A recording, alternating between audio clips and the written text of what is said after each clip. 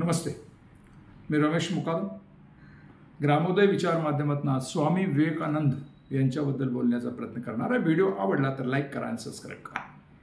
12 जानेवारी ही स्वामी विवेकानंद यांचा जन्मोत्सव आणि या जन्मतिथीस भारतामध्ये राष्ट्रीय युवा दिन व युवा सप्ताह साजरा करण्यात येत आहे. स्वामी विवेकानंद हे रामकृष्ण परमहंस यांचे परमशिष्य आणि स्वामी रामकृष्ण परमहंसांचे विचार हे स्वामीजींनी जोपासले आणि त्या पद्धतीने त्यांनी काम केलं. स्वामी विवेकानंदांचा यांचा जन्म कलकत्ता या ठिकाणी एक सुशिक्षित सुसंस्कृत अशा परिवारामध्ये झाला. त्यांचे वडील विश्वनाथन हे लॉ ग्रॅज्युएट होते आणि त्यांनी आपल्या मुलाचं पालनपोषण चांगल्या प्रकारे केलं. स्वामींचा प्रभाव हा त्यांच्या आईवर होता आणि आईने त्यांनी रामायण आणि महाभारत यांच्या गोष्टी सांगून त्यांना रामायणाविषयी, रामाच्या कार्याविषयी जास्त माहिती दिली आणि त्यामुळं स्वामी हे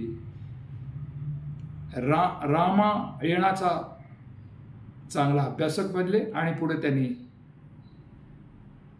प्राचीन भारताचा जो हिंदू धर्म आहे त्या हिंदू धर्माचा अभ्यास केला. ते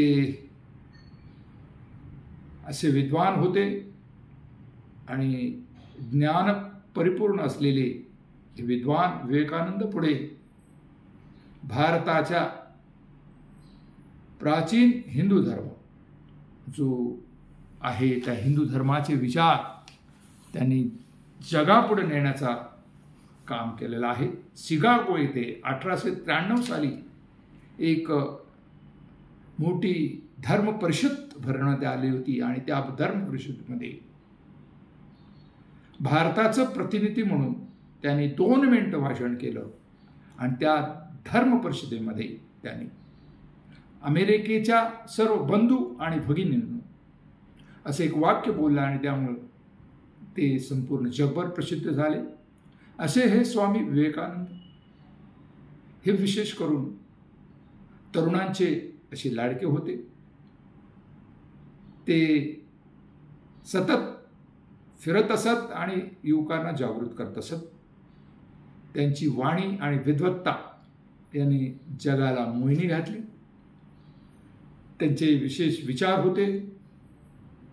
ते असं म्हणत चिंतन करा, चिंता करू नका.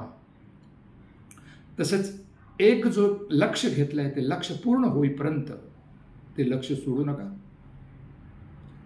शरीर बलदंड करा.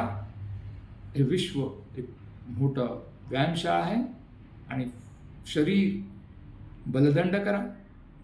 तसेच प्राणीमात्रावर दया करा असं त्यांचं सांगणं होतं. असे थोर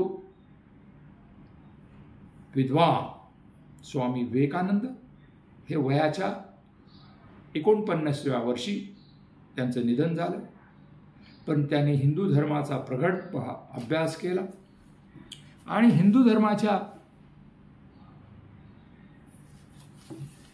प्रचारासाठी त्यांनी मोलाचं काम केलेलं आहे. आणि त्यांचा आज जन्मदिवस राष्ट्रीय युवा दिन व युवा सप्ताह असा साजरा केला जातो.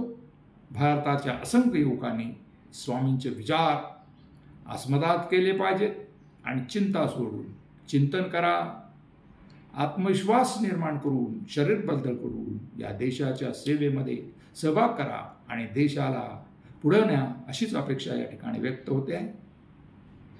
स्वामी विवेकानंद यांच्या जयंतीनिमित्त आम्ही त्यांना स्मरण करतो आणि युवकांनी त्यांचे विचार आत्मसात करावे अशी अपेक्षा व्यक्त करतो. याबद्दल आपलं म्हणणं काय कमेंट्स करा आणि माझा व्हिडिओ आवडला तर लाईक करा, सबस्क्राईब करा आणि फॉरवर्ड करा. जय हिंद, जय महाराष्ट्र, जय भारत.